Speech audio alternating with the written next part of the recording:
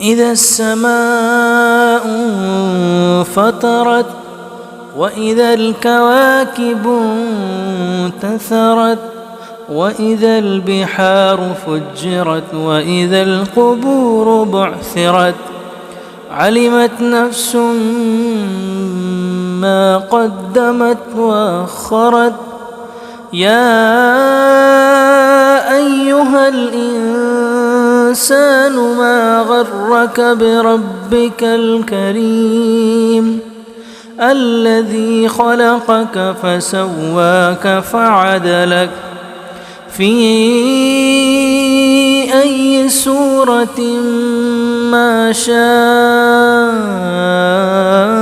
ركبك كلا بل تكذبون بالدين وإن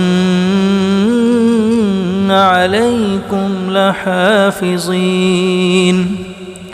كراما كاتبين يعلمون ما تفعلون إن الأبرار لفي نعيم وإن الفجار لفي جحيم يصلونها يوم الدين وما هم عنها بغائبين وما أدراك ما يوم الدين ثم ما أدراك ما يوم الدين يوم لا تملك نفس لنفس شيئا